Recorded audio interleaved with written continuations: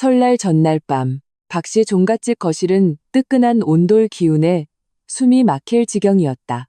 온 집안에 진동하는 명절 음식의 기름 냄새, 어른들의 술 기운, 그리고 장롱 깊숙한 곳에서 배어나온 듯한 희미한 조명 냄새가 뒤섞여 나는 숨이 턱 막혀왔다. 20명이 넘는 친척들이 거대한 교자상 주위에 둘러앉아 목청껏 웃고 떠들었다. 술잔 부딪히는 소리, 고스톱 패 섞는 소리, TV에서 흘러나오는 설 특집 프로그램의 시끄러운 소리가 한데 어우러져 전형적인 한국식 명절에 가족 대화합 교향곡을 연주하고 있었다. 그리고 나, 서지수는 이 교향곡 속에서 유일하게 어울리지 않는 쉼표였다. 내가 마지막 음식인 풍성한 새해를 상징하는 갈비찜 한 냄비를 식탁에 막 올렸을 때였다. 자리에 앉아 숨을 돌릴 틈도 없이 신우이 박진아의 가시 돋친 목소리가 모든 소음을 뚫고 정확하게 내 귓가에 꽂혔다. 새언니, 그 신용카드 대금, 저 대신 좀 내주면 안 돼요? 지난달에 받았던 그 가방, 백화점에서 잔금 빨리 안 치르면 다른 사람이 채간다고 하더라고요. 그녀는 다리를 꼬고 앉아 스마트폰을 들여다보며 마치 당연하다는 듯한 말투로 내게 명령했다. 내가 마치 자신의 새언니가 아니라 개인 현금 인출기라도 되는 것처럼 나는 의자를 빼서 앉았다. 그리고 3살 배기 딸 예나에게 갈비 한 점을 덜어주었다. 입으로 호호 불어 시킨 후에야 작은 앞접시에 놓아주었다. 그 모든 과정 동안 박진아에게는 눈길 한 번 주지 않았다. 네, 카드값을 내가 왜 내줘야 하니?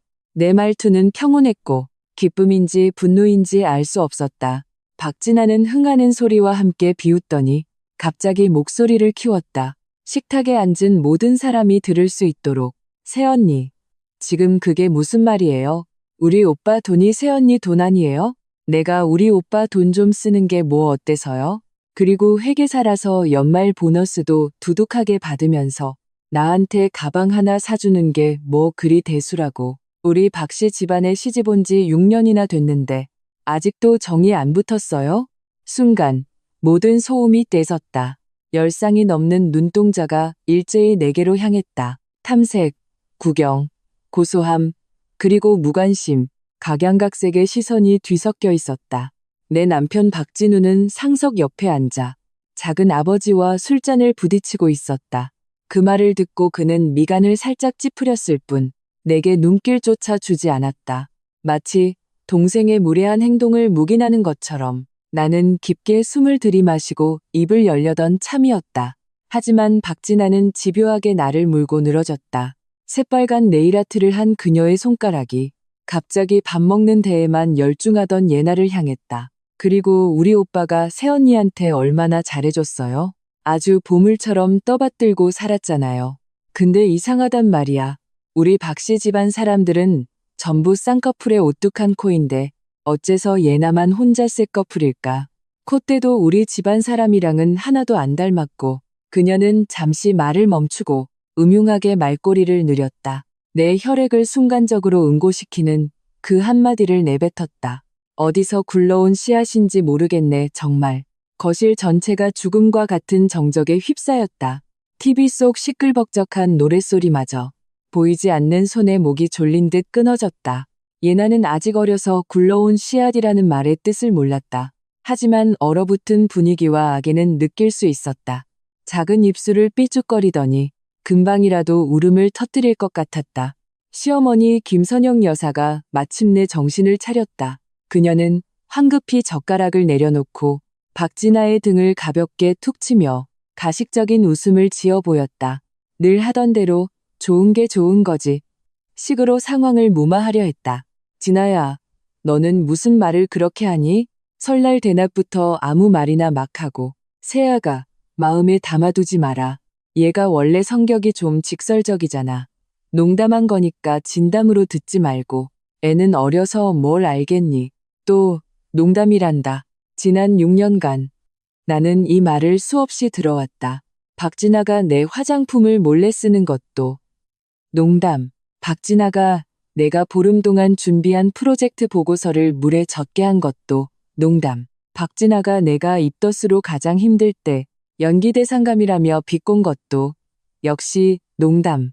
나는 시어머니의 가식적인 얼굴을 보았다. 그리고 박진아의 의기양양한 표정을 보았다. 마지막으로 시종일관 침묵하며 술잔만 쳐다보는 척하는 남편 박진우를 보았다. 뼛속까지 시린 한기가 발끝에서부터 차올라 순식간에 온몸으로 퍼져나갔다. 식탁의 모든 사람들이 숨을 죽인 채 나를 지켜보고 있었다.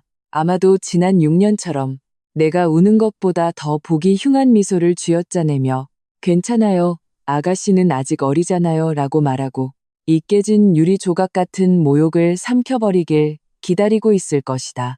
하지만 나는 그러지 않았다.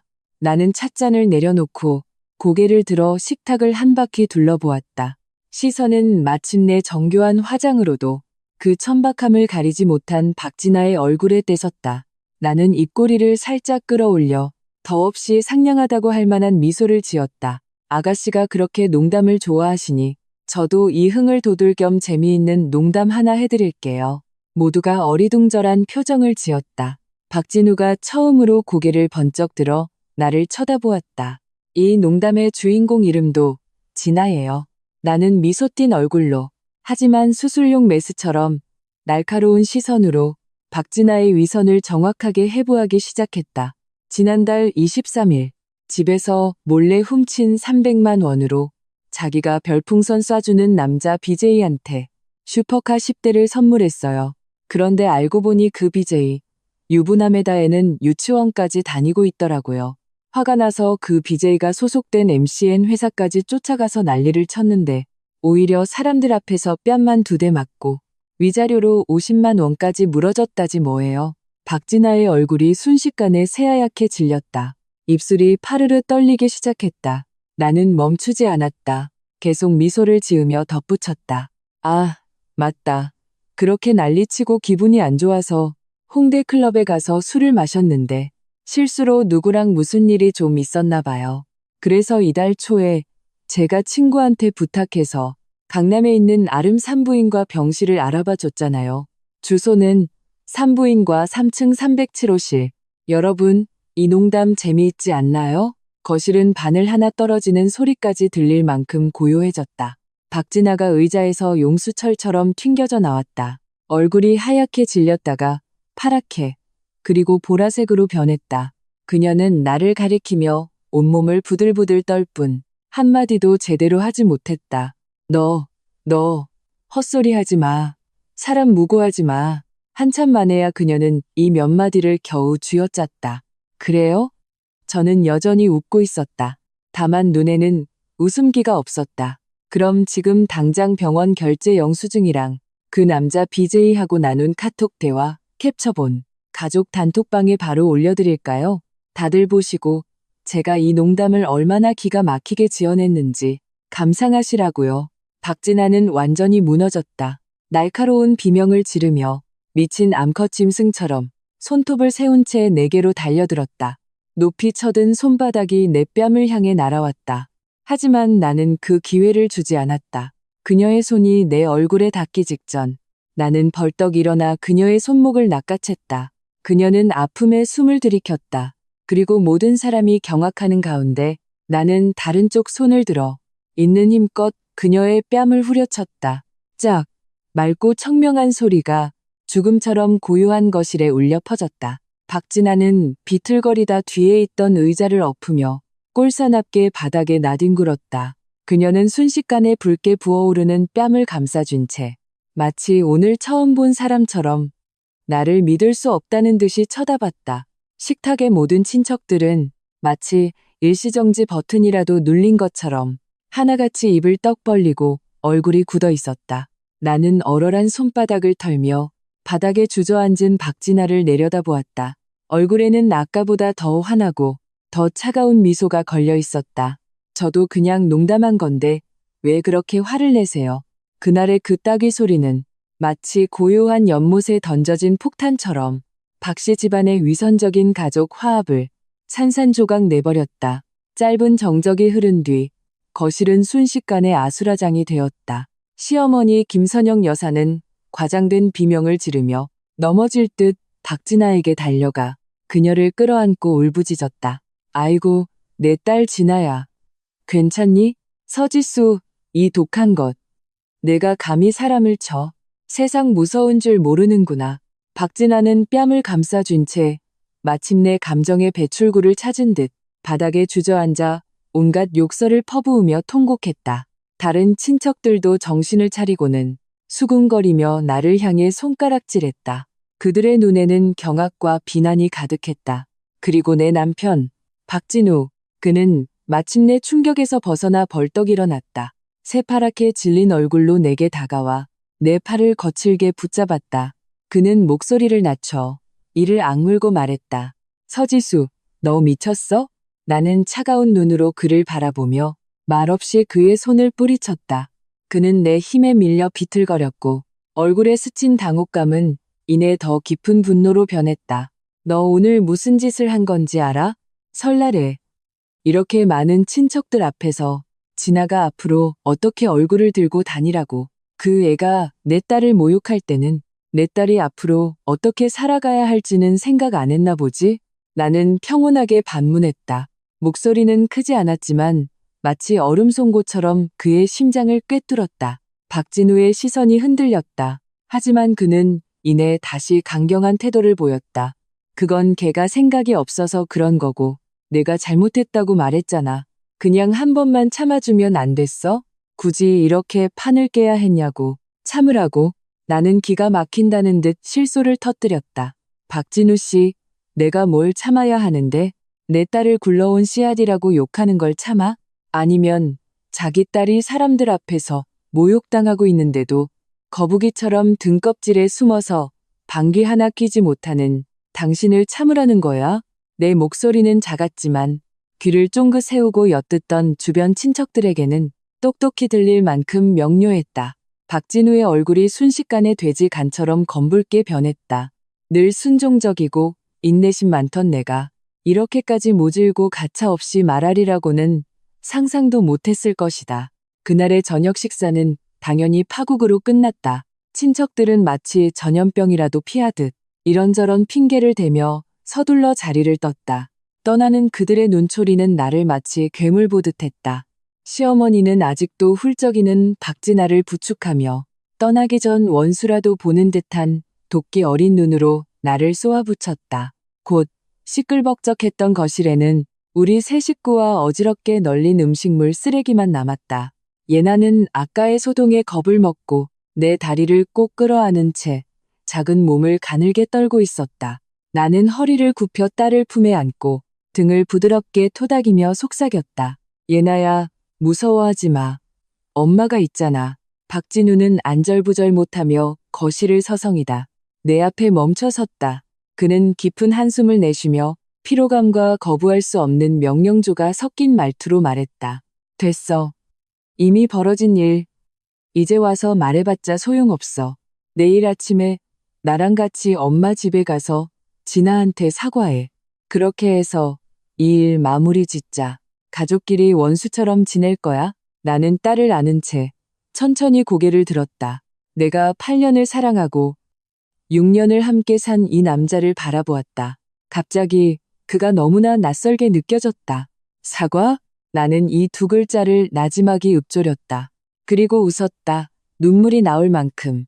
박진우 씨, 당신은 내가 오늘 너무 가볍게 때렸다고 생각하는 모양이네. 그의 미간이 깊게 패였다. 서지수, 주제 넘게 굴지 마. 내가 이미 이 정도로 막아준 거야. 아니었으면 엄마랑 진아가 널 가만뒀을 것 같아? 진아가 잘못한 건 나도 인정해. 하지만 걔는 내 동생이야. 내 하나뿐인 동생이라고. 네가 새언니로서 좀 봐주면 어디 덧나?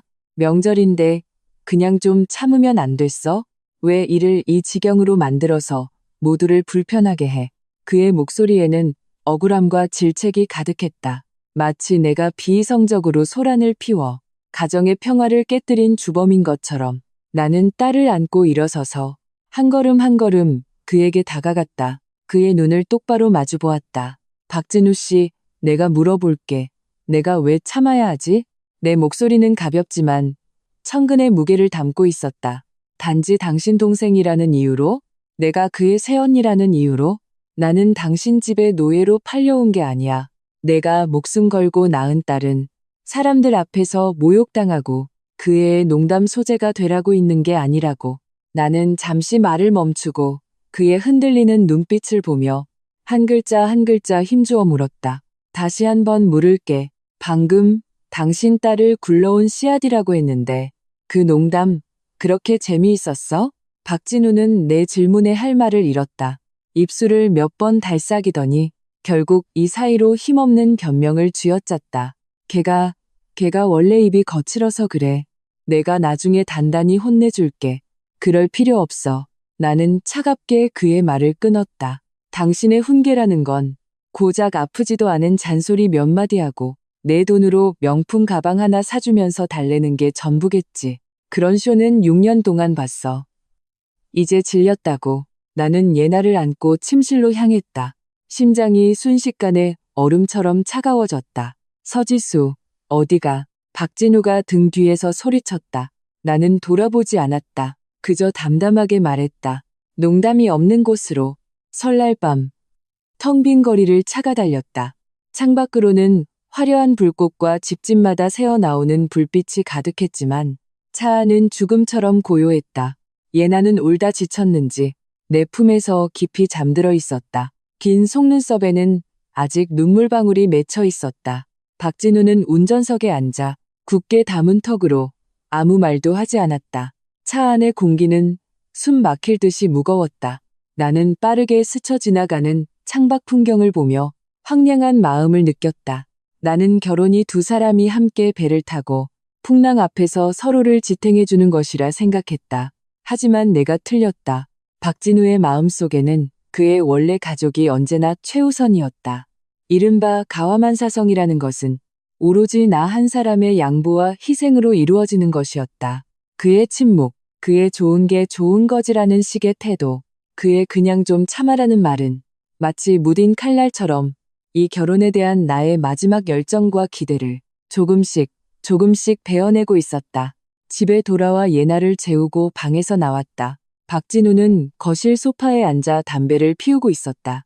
자욱한 연기 속에서 그의 얼굴은 유난히 어두워 보였다. 내가 나오자 그는 담배를 비벼 끄고 딱딱한 말투로 말했다. 엄마랑 통화했어.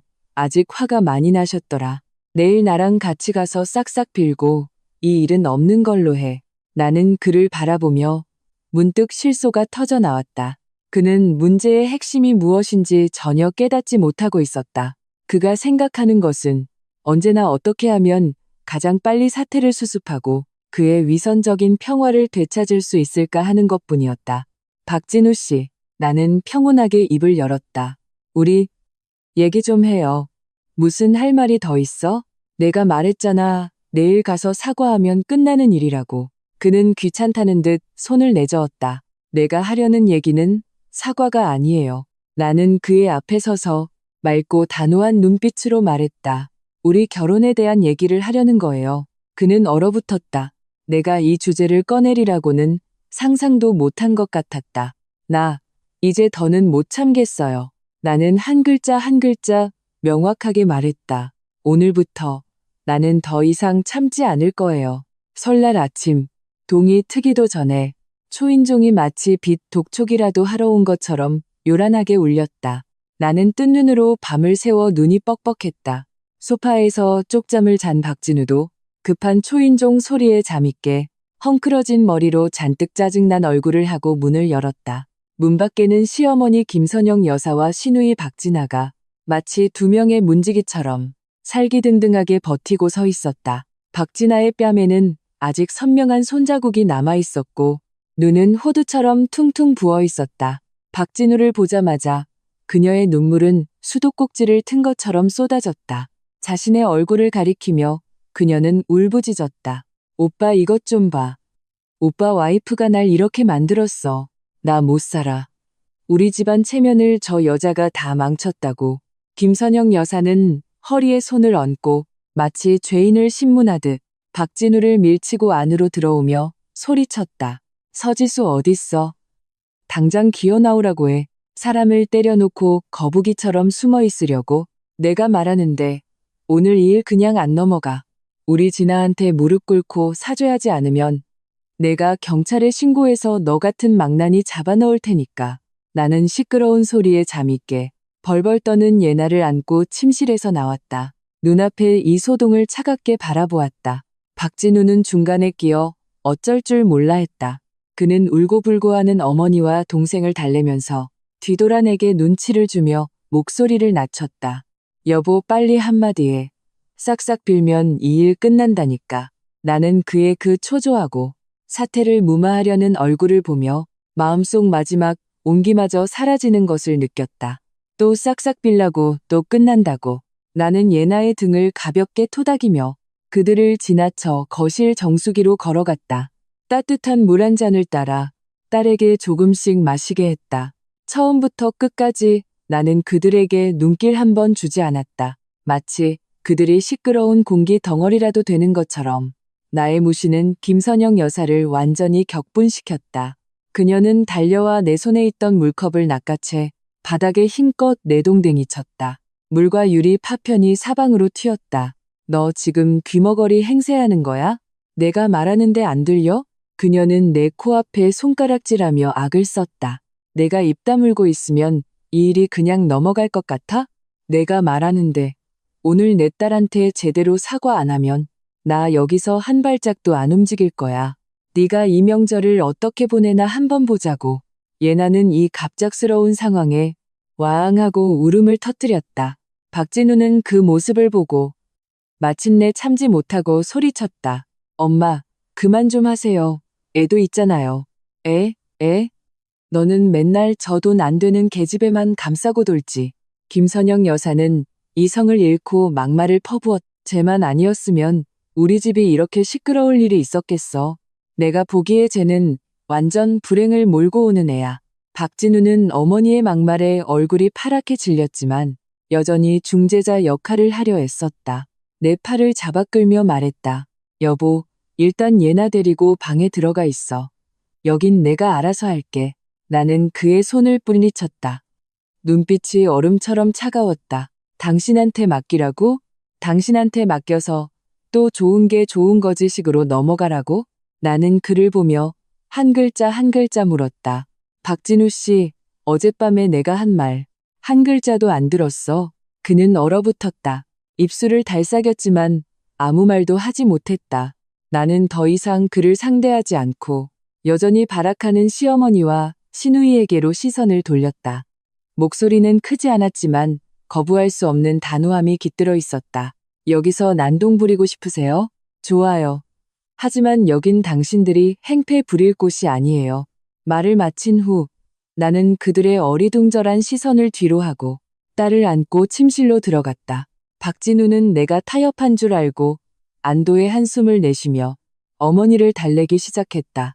김선영 여사와 박진아는 내가 겁먹었다고 생각했는지 의기양양한 표정을 지으며 더욱 기세등등하게 거실에서 소리를 질렀다. 몇 분 후 나는 작은 캐리어 하나를 끌고 침실에서 나왔다. 캐리어는 크지 않았고 안에는 나와 예나의 갈아입을 옷 몇 벌과 필수품만 들어있었다. 거실의 세 사람은 모두 경악했다. 서지수, 너 지금 뭐 하는 거야? 박진우가 가장 먼저 정신을 차리고 달려와 나를 막아섰다. 얼굴에는 경악과 분노가 뒤섞여 있었다. 보면 몰라요. 나는 평온하게 그를 바라보았다. 내 딸 데리고 나가는 거예요. 나가? 나가서 어딜 가겠다는 거야? 설날 아침부터 장난치지 마. 그는 내 캐리어를 필사적으로 붙잡고 놓아주지 않았다. 김선영 여사도 정신을 차리고 달려와 나를 향해 소리쳤다. 그래, 잘됐다.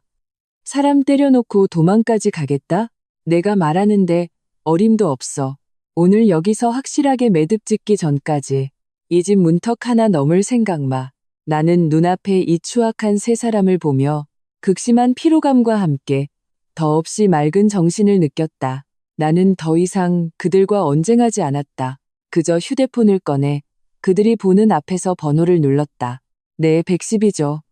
신고 좀 하려고요. 주소는 55 아파트 5동 555호입니다. 집에 외부인이 침입해서 행패를 부리고 제 신체의 자유를 제한하고 있습니다. 네, 지금 3살 배기 딸과 함께 있는데 저희의 신변에 위협을 느낍니다. 내 목소리는 명확하고 냉정했으며 한치의 떨림도 없었다. 전화기 저편의 박진우, 김선영 여사, 박진아의 얼굴이 순간 다채롭게 변했다. 늘 순종적이었던 내가 이렇게까지 극단적으로 나올 줄은 꿈에도 몰랐을 것이다. 서지수, 너 미쳤어? 경찰에 신고를 해? 박진우는 믿을 수 없다는 듯이 나를 보며 목소리마저 떨고 있었다. 안 미쳤어. 아주 제정신이야. 나는 전화를 끊고 그를 차갑게 바라보았다. 박진우 씨, 당신이 말하는 가와만 사성은 나와 내 딸을 희생시켜서 얻는 거였지. 이제 나는 그러고 싶지 않아. 이 쓰레기 더미 당신들끼리 잘 간수하며 사세요. 말을 마친 후 나는 더 이상 그를 쳐다보지 않았다. 캐리어를 끌고 아직 울고 있는 예나를 안고 곧장 현관문으로 향했다.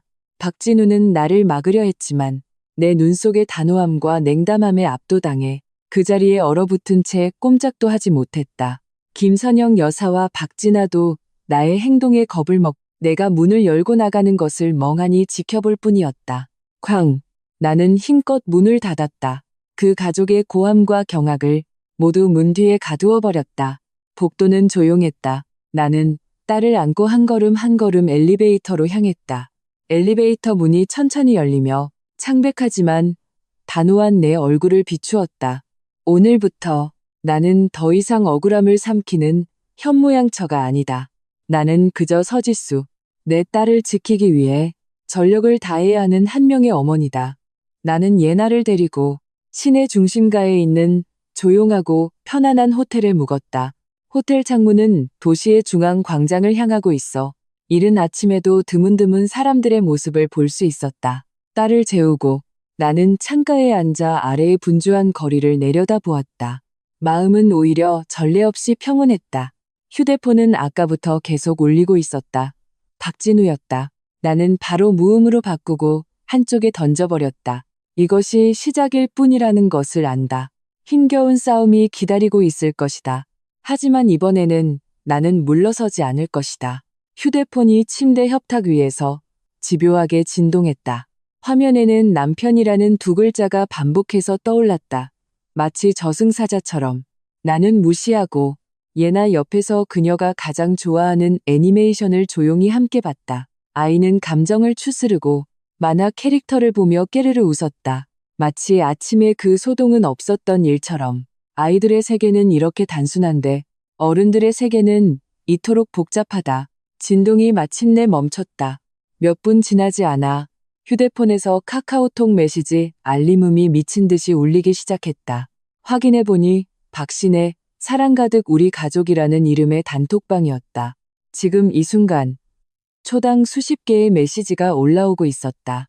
열어보니 역시나 박진아의 쇼타임이었다. 그녀는 먼저 뺨을 감싸쥔 채 눈물이 그렁그렁한 셀카를 올렸다. 내게 맞았던 뺨은 뷰티 필터 아래서도 유난히 붉고 부어 보였다. 이어서 60초짜리 장문의 음성 메시지가 올라왔다. 클릭하자 그녀의 울음 섞인 호소가 흘러나왔다. 흐엉, 삼촌, 고모, 숙모님들, 제가 뭘 그렇게 잘못했는지 정말 모르겠어요. 우리 새언니가 그냥 제가 농담 한마디 했다고 어젯밤에 모든 사람들 앞에서 제 뺨을 때렸어요. 오늘 아침에 엄마랑 같이 가서 잘 얘기해 보려고 했는데 경찰에 신고까지 했다니까요. 흐엉, 지금 오빠네 집은 새언니 때문에 풍비박산 났어요. 제 어린 조카 데리고 가출해서 오빠가 전화해도 받지도 않아요. 우리 박씨 집안이 무슨 죄를 지어서 저렇게 성질 더럽고 남을 용납할 줄 모르는 며느리를 들인 걸까요?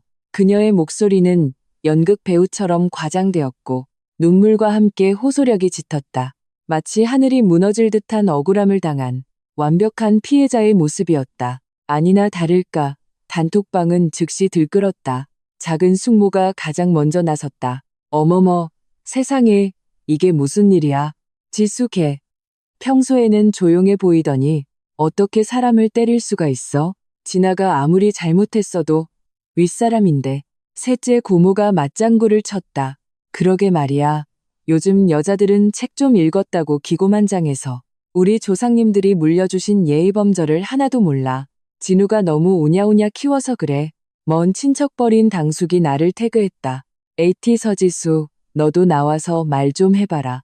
부부싸움은 칼로 물베기라는데 애 데리고 밖에서 고생하지 말고 얼른 진아한테 사과하고 집으로 돌아가. 이어서 수십 명의 친척들이 번갈아 가며 나섰다. 화해를 권하는 사람, 비난하는 사람, 불구경하듯 부추기는 사람. 그들의 말에는 모두 하나의 핵심 사상이 담겨 있었다. 나는 철없고 가정의 화목을 깨뜨리는 악녀. 그리고 박진아는 그저 시기 부적절한 농담을 한 아이일 뿐. 나는 휴대폰 화면에 가득한 그 위선적인 글자들을 보며 냉소했다. 이것이 바로 이른바 가족이라는 것. 언제나 그들이 생각하는 자기 편에 서서 진실이 무엇인지는 전혀 중요하지 않다. 박진우도 단톡방에 있었다. 그는 다들 그만하세요. 이건 우리 집안일이니 저희가 알아서 하겠습니다. 라고 한마디 남겼다. 그 가벼운 집안일이라는 한마디는 다시 한번 나의 억울함과 분노를 비이성적인 행동으로 규정해버렸다. 나는 더 이상 망설이지 않았다. 휴대폰 앨범에서 어젯밤 거실에서 몰래 녹음해둔 그 파일을 찾았다. 박진아가 굴러온 씨앗이라는 말을 내뱉은 후 나는 그들이 나중에 발뺌할까봐 본능적으로 휴대폰의 녹음 버튼을 눌렀었다. 나는 그 음성 파일을 사랑 가득하다는 그 가족 단톡방에 그대로 던져 넣었다. 음성 파일은 길지 않았다. 1분 남짓. 하지만 내용은 충분히 충격적이었다. 박진아의 그 시큼하고 천박한 목소리가 선명하게 흘러나왔다. 어째서 얘나만 혼자 대꺼풀일까? 콧대도 우리 집안 사람이랑은 하나도 안 닮았고 어디서 굴러온 씨앗인지 모르겠네.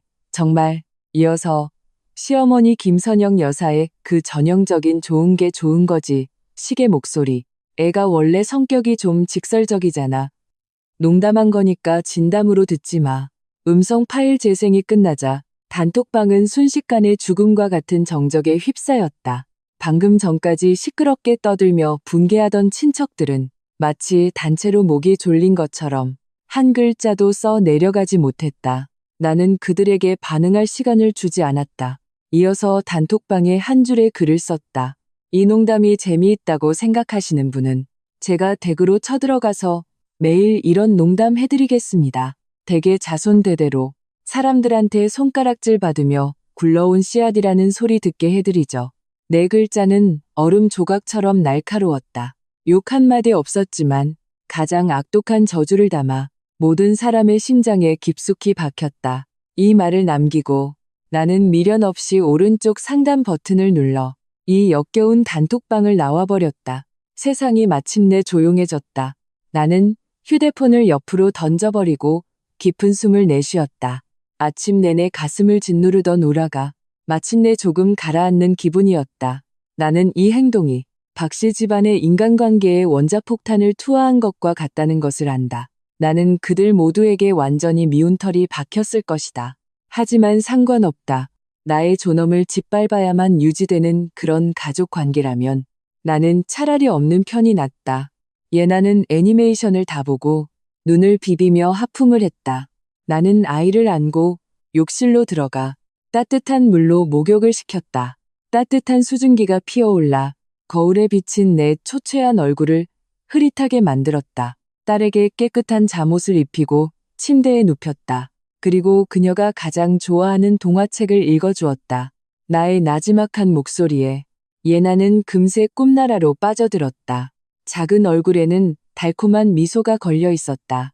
나는 몸을 숙여 그녀의 부드러운 뺨에 입을 맞췄다. 내 아가, 엄마가 예전에는 너무 약했어. 너에게 이른바 완전한 가정을 만들어주려고 너까지 나를 따라 이렇게 많은 상처를 받게 했구나. 이제부터는 그러지 않을 거야. 엄마는 너를 위해 그리고 나 자신을 위해 견고한 성벽을 쌓을 거야. 우리를 상처 주려는 그 누구도 다시는 가까이 오지 못하게 할 거야. 휴대폰이 다시 진동했다. 이번에는 화면에 어머님이라는 이름이 떴다. 나는 그 두 글자를 보며 얼음장같이 차가운 눈빛으로 망설임 없이 통화 거절 버튼을 눌렀다. 그리고 그 번호를 박진아의 번호와 함께 수신 차단 목록에 넣어버렸다. 이 모든 것을 끝내고 나니 전례 없는 해방감이 느껴졌다. 끊어낼 것을 끊어내는 것이 이렇게 시원한 일인 줄 몰랐다. 나는 호텔에서 사흘을 머물렀다. 그 사흘 동안 나는 박씨 집안과의 모든 연락을 완전히 차단했다. 박진우의 전화는 일절 받지 않았고 카카오톡 메시지는 보지도 않았다. 나는 예나를 데리고 아쿠아리움에 가고 키즈 카페에 갔다. 그녀가 가장 좋아하는 아이스크림을 사주었다. 딸의 얼굴에 다시 피어나는 천진난만한 미소를 보며 나는 내 결정이 옳았다는 것을 더욱 확신했다. 나흘째 되던 날 오전, 내가 예나와 함께 퍼즐을 맞추고 있을 때 호텔 방에 초인종이 울렸다. 나는 문구멍으로 밖을 내다보았다. 박진우였다. 그는 꽤 초췌해 보였고 끄턱에는 푸르스름한 수염 자국이 나 있었다. 머리도 조금 헝클어져 있었다. 손에는 예나가 가장 좋아하는 곰인형이 들려 있었다. 나는 문을 열지 않았다. 그는 밖에서 잠시 초인종을 누르다 반응이 없자 문을 두드리기 시작했다. 목소리에는 억눌린 간청이 섞여 있었다. 지수야, 안에 있는 거 알아. 문 좀 열어줘. 우리 얘기 좀 하자. 나는 여전히 움직이지 않았다. 지수야, 도대체 원하는 게 뭐야? 꼭 이혼까지 가야 속이 시원하겠어? 내가 꿈쩍도 안 차. 그의 말투는 짜증으로 변했다. 나는 문가로 다가가 두꺼운 문을 사이에 두고 차갑게 대꾸했다. 나는 더 이상 당신과 할 얘기가 없어요. 문 밖에 박진우는 침묵했다. 한참 후에야 그는 다시 입을 열었다. 목소리에는 극심한 피로가 묻어 있었다. 그럼 가족카드랑 온라인 쇼핑 결제 대납이라도 다시 풀어줘. 진아가 어제 쇼핑하러 갔다가 카드 결제가 안 돼서 백화점에서 사람하고 싸웠대. 창피해 죽는 줄 알았다고. 엄마도 마트에서 장을 못 봐서 지금 집에 먹을 게 거의 떨어졌어. 나는 그의 말을 듣고 어이가 없어 웃음이 나올 뻔했다. 내가 딸을 데리고 집을 나간 지 나흘. 그가 걱정하는 것은 우리 모녀가 밖에서 잘 지내는지 안전한지가 아니었다. 그의 동생이 명품을 살 수 있는지, 그의 어머니가 마트에 갈 수 있는지였다. 결국 이 집에서 나의 역할은 고된 가사노동을 하는 보모이자 온 가족의 사치스러운 생활비를 대주는 호구였던 것이다. 박진우 씨, 나는 문을 사이에 두고 한 글자 한 글자 똑똑히 말했다. 그 카드들 전부 해지했어요. 이제부터 당신들 씀씀이는 당신들이 알아서 해결해요. 돈 없으면 사모님처럼 살 생각은 하지 말았어야죠. 말을 마친 후 나는 더 이상 문 밖의 소동에 신경 쓰지 않고 예나를 데리고 방 안쪽으로 들어갔다. 문 밖의 박진우는 나의 단호함에 완전히 격분했는지 미친 듯이 문을 두드려대며 욕설을 퍼부었다. 평소에 그 온화하고 신사적인 위장은 온데간데 없었다. 호텔 보안 요원이 곧 소리를 듣고 달려와 그를 강제로 끌어냈다. 세상은 다시 조용해졌다. 하지만 나는 이것이 폭풍 전의 고요함일 뿐이라는 것을 알았다. 아니나 다를까 다음 날 박진우는 내가 임시로 예나를 등록시킨 조기 교육원에 찾아왔다. 그는 어제처럼 꼴사나운 모습이 아니었다. 말끔하게 차려입고 손에는 커다란 장미 꽃다발을 들고 있었다. 내가 교육원 문을 나설 때 그는 내 앞을 막아섰다. 지수야, 우리 얘기 좀 해. 그는 자세를 한껏 낮추고 내가 지금껏 본 적 없는 간절한 눈빛으로 나를 바라보았다. 나는 사람들 앞에서 그와 실랑이를 벌여 아이에게 영향을 주고 싶지 않았다. 그래서 그를 근처 카페로 데려갔다. 무슨 얘기가 하고 싶은데요? 나는 단도직입적으로 물었다. 커피 한 잔 시킬 마음조차 없었다. 박진우는 그 장미 꽃다발을 내 앞으로 밀며 애틋한 눈빛으로 나를 바라보았다. 여보, 내가 잘못했어. 요 며칠 동안 정말 많이 반성했어. 다 내 잘못이야. 내가 남편으로서, 아빠로서 책임을 다하지 못했어. 당신하고 예나한테 상처를 줬어. 그는 잠시 말을 멈추고 내 반응을 살피는 듯했다. 내가 무표정하자 그는 말을 이었다. 내가 진아를 아주 호되게 야단쳤어. 집에서 반성하라고 했고 엄마도 잘못했다고 하시더라. 나한테 당신한테 미안하다고 전해달라고 하셨어. 그러니까 이제 그만 집에 돌아가자. 응? 당신 없으니까 집이 집 같지가 않아. 그의 말은 진심처럼 들렸다. 만약 예전이었다면 나는 마음이 약해졌을지도 모른다. 감동하고 그가 마침내 정신을 차렸다고 생각했을지도. 하지만 지금 나는 그저 위선적이고 역겹게 느껴질 뿐이었다. 집 같지가 않다고요? 나는 냉소하며 그를 바라보았다. 박진우 씨, 당신이 말하는 집이라는 건 공짜 부모가 당신네 모자를 시중 들고 호구 하나가 온 가족의 생활비를 대주는 곳을 말하는 건가요? 그의 얼굴이 잠시 굳었다. 이내 그는 다시 그 비통한 표정으로 돌아왔다. 지수야, 어떻게 그렇게 생각할 수가 있어? 나는 진심으로 당신이 돌아오길 바라는 거야. 봐, 예나도 완전한 가정이 필요하잖아. 이렇게 어린 나이에 아빠 없이 자라게 할 거야? 그는 또다시 아이를 방패막이로 삼았다. 그가 가장 잘하는 수법이었다. 나는 가방에서 서류 한 뭉치를 꺼내 가볍게 테이블 위에 놓았다. 그리고 그의 앞으로 밀었다. 이게 뭐야? 그는 의아한 눈으로 나를 보았다. 열어보면 알아요. 박진우는 의심스러운 눈초리로 서류를 집어들었다. 첫 장을 넘겼다. 그가 이혼 합의서라는 그 5글자를 본 순간 그는 마치 벼락이라도 맞은 것처럼 그 자리에 얼어붙었다. 지수, 너? 이게 무슨 뜻이야? 그는 믿을 수 없다는 듯이 나를 보며 목소리마저 떨고 있었다. 뜻은 명확해요. 나는 평온하게 그를 바라보았다. 눈에는 한치의 흔들림도 없었다. 박진우 씨, 당신은 잘못을 뉘우치러 온 게 아니야. 당신은 그냥 귀찮은 거야. 당신 엄마랑 동생이 당신의 안락한 삶을 엉망으로 만드니까 당신이 원하는 건 나와 예나가 아니야.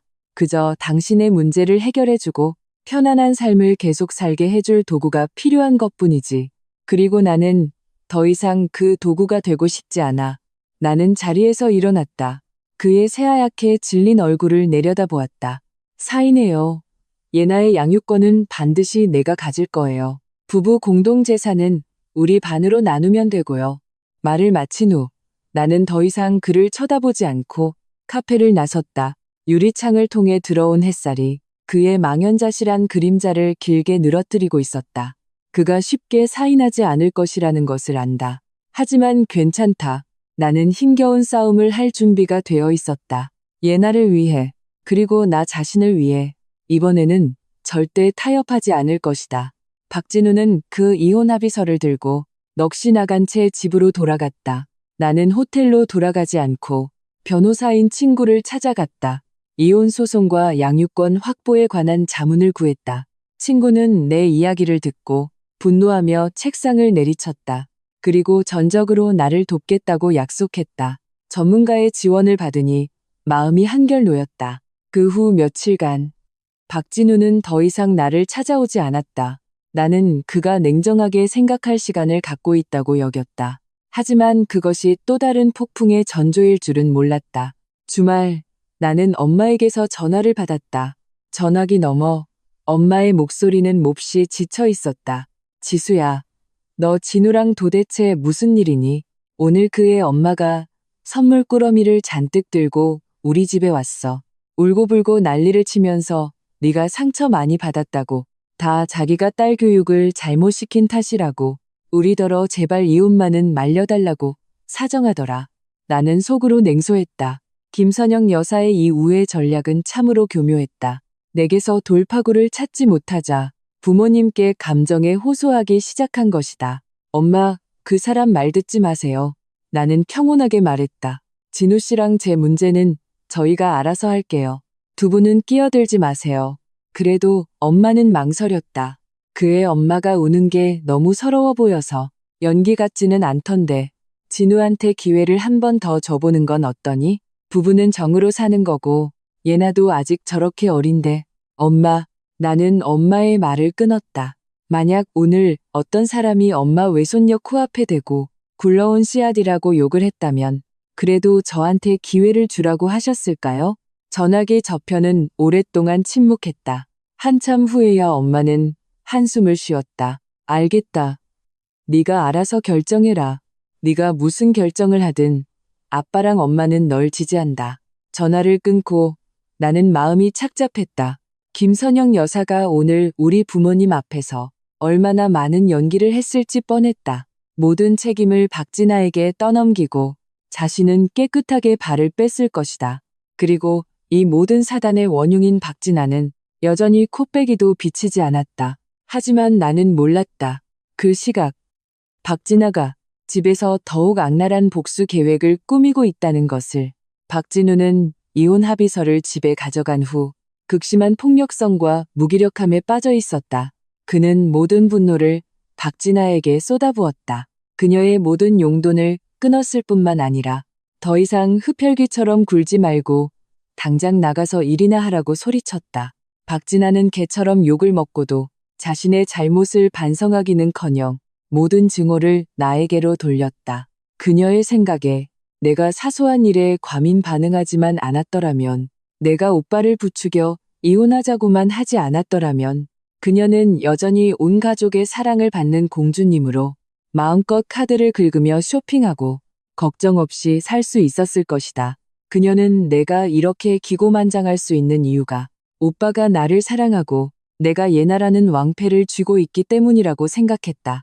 광기 어리고 악독한 생각이 그녀의 마음속에서 점차 형태를 갖추기 시작했다. 그녀는 내게 복수하고 싶었다. 평생 잊지 못할 교훈을 주고 싶었다. 이 집에서 과연 누가 주인인지 똑똑히 알려주고 싶었다. 주제도 모르고 날뛰는 나에게 참혹한 대가를 치르게 하고 싶었다. 수요일 오후 햇살이 좋았다. 나는 업무를 마치고 30분 일찍 회사를 나섰다. 가벼운 마음으로 예나가 다니는 어린이집으로 향했다. 어린이집은 회사에서 멀지 않아 걸어서 10분 정도 거리였다. 지나가던 케이크 가게에 들러 예나가 가장 좋아하는 딸기 무스 케이크를 샀다. 케이크를 보고 눈을 반짝일 딸의 모습을 상상하며 나는 저절로 발걸음을 재촉했다. 하지만 기쁜 마음으로 어린이집 문을 열었을 때 나를 맞이한 것은 놀라움이 가득한 얼굴이었다. 예나 어머님, 어떻게 오셨어요? 안내 데스크에 이 선생님이 나를 보고 어리둥절한 표정을 지었다. 나는 심장이 쿵 하고 내려앉았다. 불길한 예감이 순식간에 내 심장을 옥죄었다. 나는 억지로 태연한 척 웃으며 말했다. 이 선생님, 예나 데리러 왔어요. 예나를요? 이 선생님의 표정은 더욱 놀라워졌다. 그런데 예나 고모님이 집에 급한 일이 생겼다고 30분 전에 아이를 데려가셨는데요. 어머님께도 말씀드렸다고 하셨어요. 고모요? 내 머릿속이 윙 하고 울렸다. 마치 둔기로 세게 얻어맞은 것처럼 순간 눈앞이 하얘졌다. 온몸의 피가 그 순간 응고되는 것 같았다. 손발이 얼음장처럼 차가워졌다. 손에 들고 있던 케이크 상자가 툭 하고 바닥에 떨어졌다. 분홍색 무스가 바닥에 엎질러져 마치 선명한 핏자국처럼 보였다. 누가 예나를 데려갔다고요? 내 목소리는 형편없이 떨렸다. 모든 글자가 이 사이로 쥐어짜내는 것 같았다. 네, 예나 고모님이요. 박진아 씨라는 분이요. 이 선생님도 내 반응에 겁을 먹고 황급히 설명했다. 집에 급한 일이 생겨서 먼저 아이를 데리러 왔다고 하셨어요. 휴대폰에 어머님이랑 아이 사진도 있어서 서명 받고 아이를 보내드렸는데 혹시 연락 못 받으셨어요? 나의 세상은 그 순간 완전히 무너져 내렸다. 박진아. 그 이름이 뇌리를 스쳤다.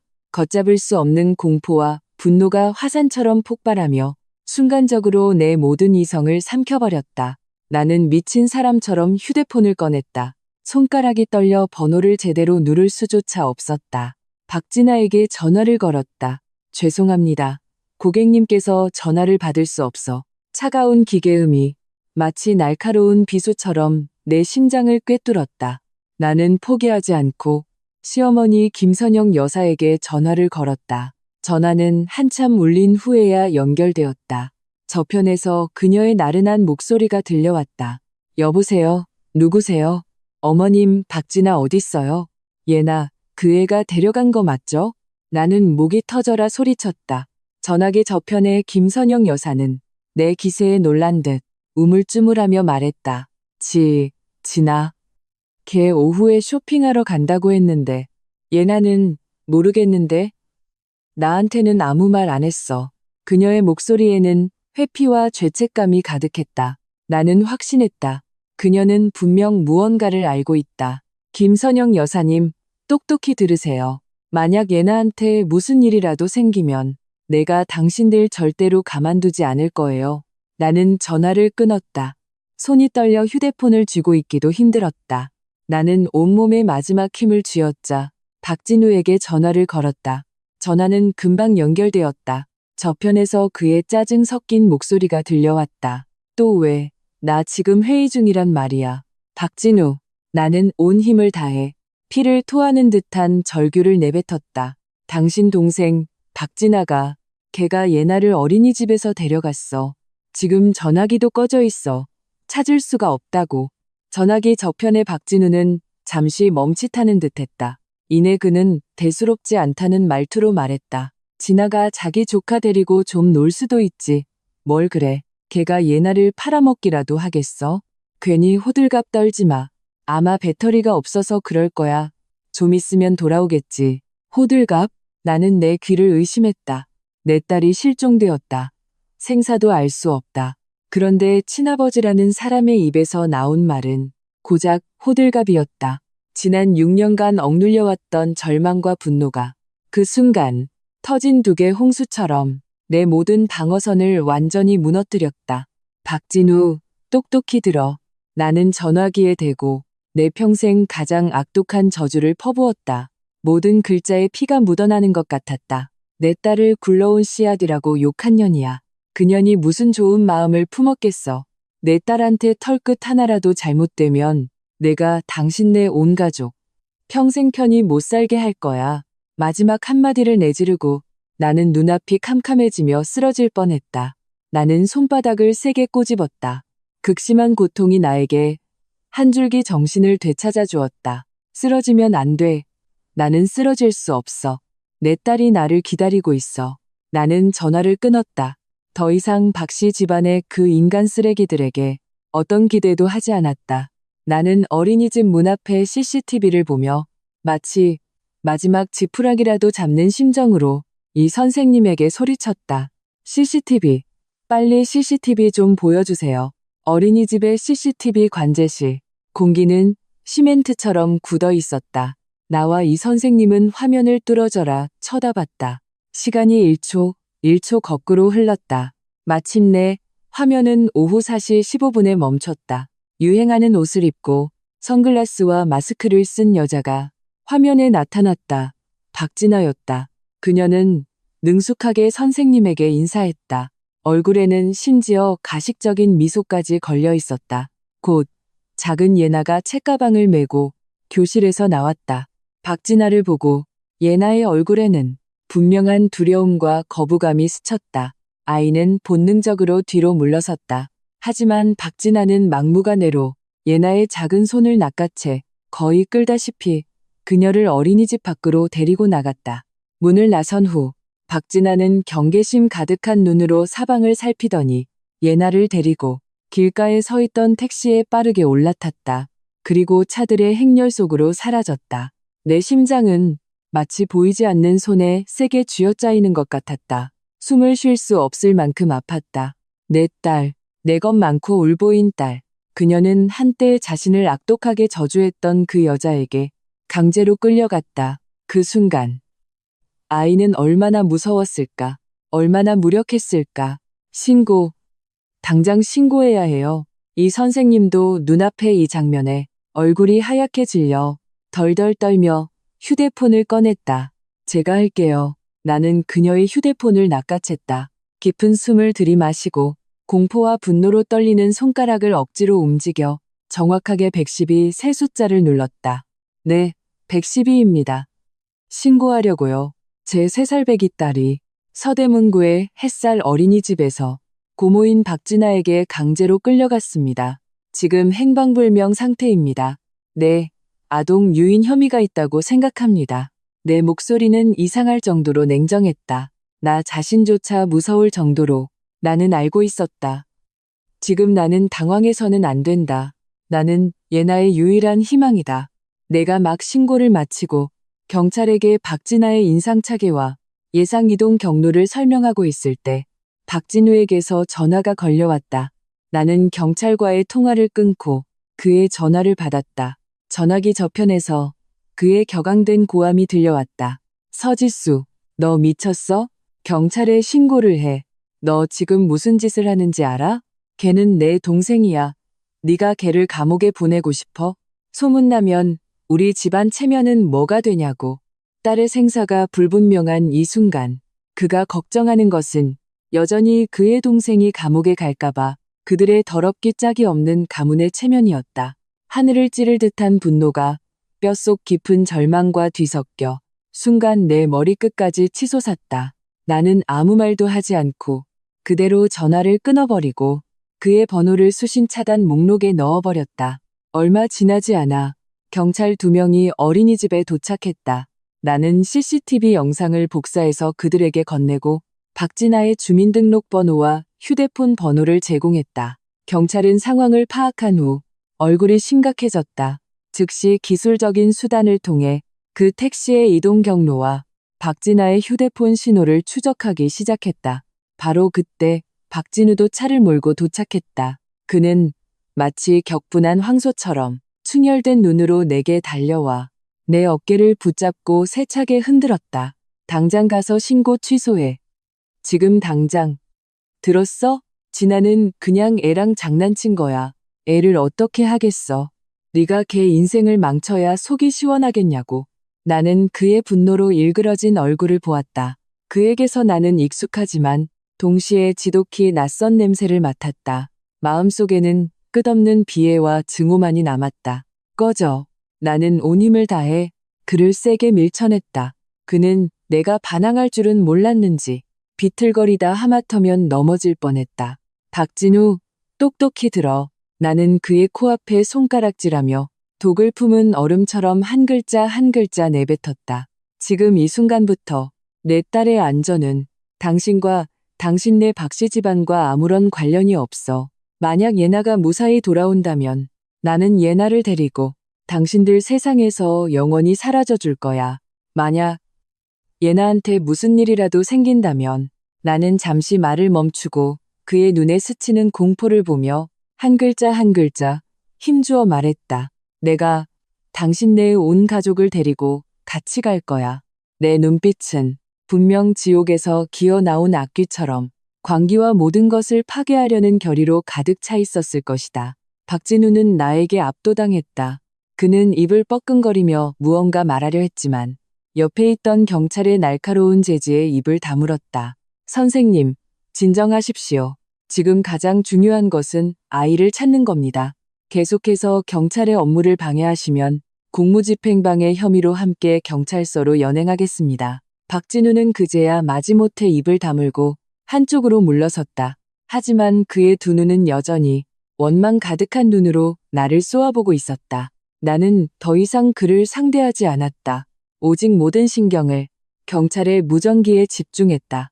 시간이 1초 흘러갔다. 매 순간이 영원처럼 길게 느껴졌다. 내 심장은 허공에 매달린 채 공포의 불길에 반복해서 구워지는 것 같았다.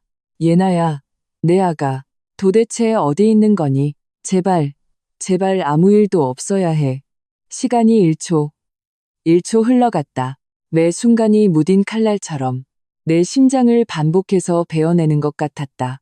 나는 어린이집 사무실에 앉아 두 손을 꽉 쥐고 있었다. 손톱이 손바닥을 깊게 파고들었지만 아무런 통증도 느껴지지 않았다. 내 머릿속은 하얘졌고 모든 감각은 계속해서 울리고 끊어지는 경찰의 전화기에 집중되어 있었다. 박진우는 안절부절 못하며 뭔가를 서성였다. 때때로 복잡하고 원망스러운 눈빛으로 나를 쳐다보았다. 그가 아직도 내가 경찰에 신고한 것에 대해 앙심을 품고 있다는 것을 알았다. 그의 그 우스꽝스러운 논리 속에서는 동생의 철없는 행동이 딸의 안전보다 훨씬 중요했다. 마침내 1시간이 넘게 지났을 때 추적을 담당하던 경찰 쪽에서 소식이 왔다. 용의자 박진아의 휴대폰 신호를 찾았습니다. 마지막 위치는 구로동의 한 무허가 게임장입니다. 이미 인력을 파견했습니다.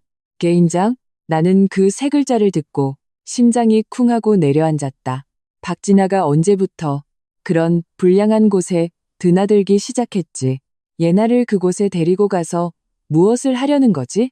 수많은 끔찍한 생각들이 내 머릿속에서 미친 듯이 자라났다. 나는 내 상상에 스스로 미쳐버릴 것만 같았다. 주소 알려주세요. 지금 바로 갈 거예요. 나는 벌떡 일어나 경찰을 향해 소리쳤다. 어머님, 진정하십시오. 저희 인력이 이미 출발했습니다. 지금 가시면 저희 작전에 방해가 될 수 있습니다. 한 경찰이 나를 진정시키려 했다. 진정 못해요. 나는 충혈된 눈으로 쉰 목소리를 냈다. 거기 제 딸이 있어요. 제가 직접 가야 해요. 박진우도 주소를 들었다. 그의 얼굴색이 변하더니 두 말 없이 밖으로 뛰쳐나갔다. 나도 그 뒤를 바짝 따랐다.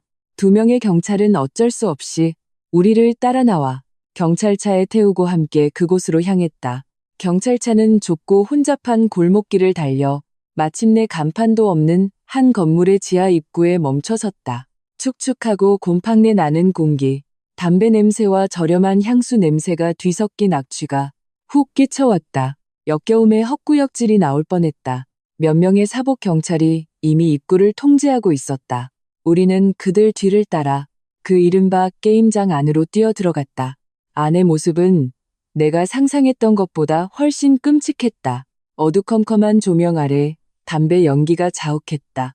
수십 명의 남녀가 몇 개의 포커 테이블 주위에 둘러앉아 목이 터져라 소리를 지르고 있었다.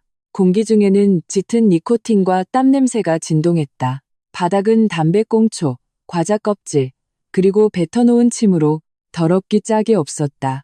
내 시선은 레이더처럼 미친 듯이 사람들 속을 훑었다. 심장은 긴장과 공포로 목구멍 밖으로 튀어나올 것만 같았다. 마침내 가장 안쪽 구석에서 나는 그 익숙한 모습을 발견했다. 박진아. 그녀는 여성용 담배를 입에 물고 짙은 화장을 한 채 팔에 문신을 한 남자들 틈에 끼어 흥겹게 포커를 치고 있었다. 그녀는 카드를 만지작거리며 옆 사람과 희희낙낙했다. 그 모습은 내가 기억하는 그 곱게 자란 공주님과는 딴판이었다. 그리고 내 예나는 어디에 있지? 내 시선이 그 우연장치더 포커 테이블을 넘어섰다. 마침내 그 담배 연기와 오물로 가득한 어두운 구석에서 나는 웅크리고 있는 작은 모습을 발견했다. 예나였다. 아이는 혼자서 구석에 낡은 소파 위에 버려져 있었다.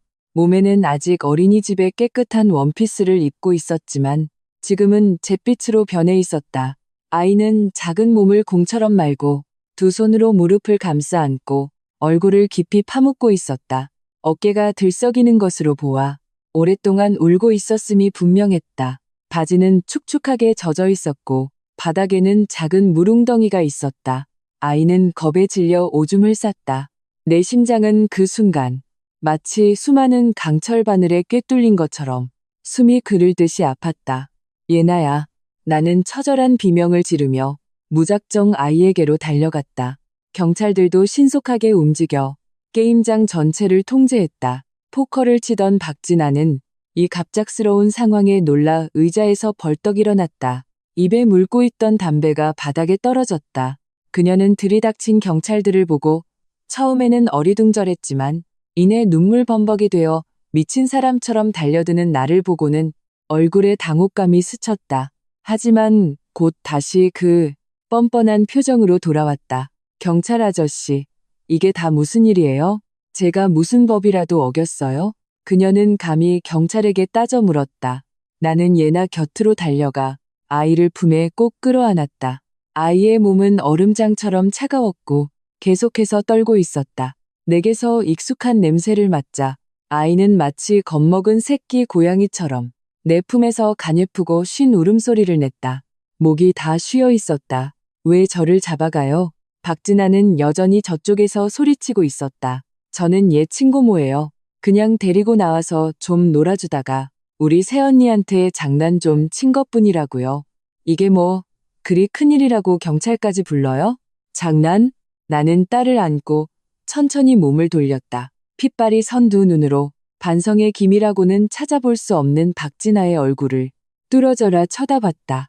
그 눈빛에는 하늘을 찌를 듯한 증오와 살기가 가득해 게임장의 온도가 순식간에 10몇 도는 떨어진 것 같았다. 박진우가 경찰을 따라 문으로 뛰어들어왔을 때 그가 본 것은 바로 이 지옥 같은 광경이었다.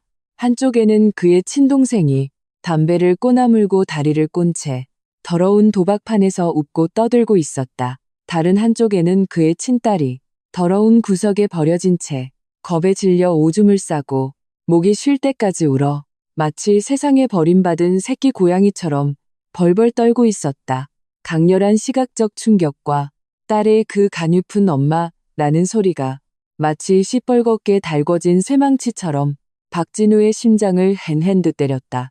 그의 머릿속에 뿌리 깊게 박혀있던 가족, 장난, 내 동생이라는 이름의 필터를 산산조각 내버렸다. 그는 마침내 깨달았다. 자신이 그동안 방임하고 편들었던 것은 철없는 동생이 아니라 최소한의 양심도 인간성도 없는 악마였다는 것을 그는 마침내 깨달았다.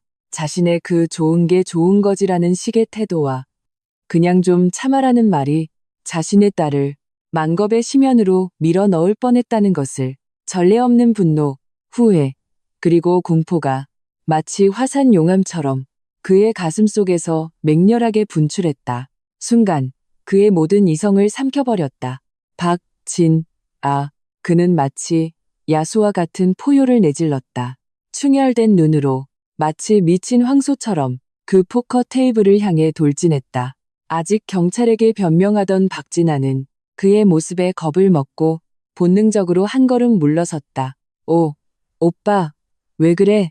박진우는 대답하지 않았다. 그는 박진아 앞으로 돌진해 손을 들어온 힘을 다해 그녀의 뺨을 세게 후려쳤다. 짝! 이 따귀는 설날 밤 내가 때렸던 그 따귀보다 훨씬 더 크고 훨씬 더 매서웠다. 박진아는 비틀거리다 그대로 뒤로 넘어져 뒤에 있던 포커 테이블을 엎어버렸다. 포커칩, 담배꽁초, 찻잔이 와르르 쏟아지며 바닥은 아수라장이 되었다. 개임장의 모든 사람들, 심지어 법을 집행하던 경찰들마저도 이 갑작스러운 장면에 경악했다. 박진아는 불타는 듯한 뺨을 감싸준 채 자신의 친오빠를 믿을 수 없다는 듯이 쳐다보며 한동안 정신을 차리지 못했다. 어려서부터 박진우는 그녀에게 쓴소리 한마디 한 적이 없었다. 손을 대는 것은 말할 것도 없었다. 오빠가 날 때렸어? 그녀는 덜덜 떨며 물었다. 눈물이 눈가에 맺혔다. 그래, 내가 때렸다. 이 짐승만도 못한 년. 박진우의 눈은 핏발로 가득했고 가슴이 격렬하게 들썩였다. 그는 내 품에서 겁에 질려 온몸을 떠는 예나를 가리키며 박진아를 향해 울부짖었다. 장난? 네가 감히 사람 목숨 가지고 장난을 쳐? 네가 예나를 어떻게 만들었는지 봐. 이제 겨우 3살이야. 3살이라고. 내 친조카야. 내 심장은 돌로 만들어졌냐. 그의 모든 말은 마치 목구멍에서 핏덩이가 튀어나오는 것 같았다. 끝없는 후회와 분노로 가득 차 있었다. 박진아는 그의 고함에 목을 움츠렸지만 여전히 반성의 기미 없이 뺨을 감싸 준 채 울며 변명했다. 나는 그냥 서지수 저 인간한테 겁만 주려고 했어. 누가 오빠랑 이혼하래? 오빠 없으면 아무것도 아니라는 걸 알려주고 싶었을 뿐이야. 저 계집애가 저렇게 겁이 많을 줄 내가 어떻게 알았겠어. 네가 감히. 박진우는 그녀의 말에 온몸을 부들부들 떨었다. 그는 옆에서 말리려는 경찰들을 뿌리치고 다시 달려들어 손을 쓰려 했지만 몇 명의 경찰에게 제지당했다. 나는 눈앞에 이소동을 차갑게 바라보았다. 마음속에는 한치의 통쾌함도 없었다. 오직 끝없는 비애만이 가득했다. 박진우의 각성은 너무 늦었다. 만약 오늘 박진아의 행동이 법의 경계를 넘지 않았더라면, 만약 내 딸이 이렇게 처참하게 겁먹지 않았더라면 그는 여전히 내게 그냥 좀 참아라고 내 동생이잖아 라며 나를 억압했을 것이다. 이 뒤늦은 정의는 내 딸의 공포와 눈물로 얻어진 것이다. 얼마나 아이러니하고 얼마나 값싼가. 나는 더 이상 그들 남매를 쳐다보지 않았다. 오직 품에서 떨고 있는 예나를 꼭 끌어안고 내 체온으로 아이의 차가운 작은 손을 덮이려 애썼다. 나는 내 외투를 벗어 아이의 작은 몸을 감쌌다. 그 더럽고 추악한 시선들을 가려주었다. 경찰관님, 나는 고개를 들어 선두에 선 경찰관을 바라보았다. 목소리는 쉬었지만 이상할 정도로 단호했다.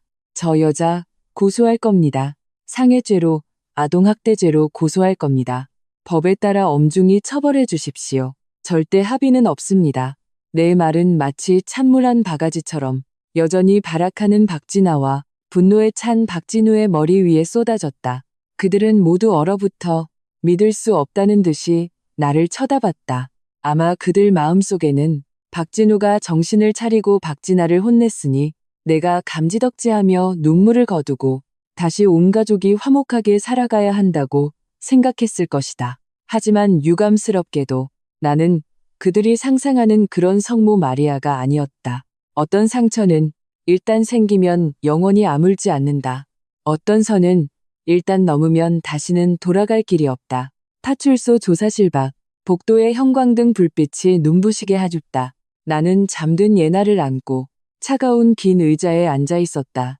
온몸의 힘이 다 빠져나간 것 같았다. 방금 의사가 와서 예나를 진찰하고 아이가 그냥 놀랐을 뿐 몸에는 이상이 없다고 했다. 하지만 나는 알고 있었다. 이번 경험이 아이의 어린 마음에 얼마나 깊은 그림자를 남길지를. 박진아는 조사실로 끌려 들어가 울고불고하며 경찰에게 자신의 장난을 설명하고 있었다. 박진우는 마치 조각상처럼 반대편 벽에 기댄 채 생기 없는 눈으로 바닥을 응시하고 있었다.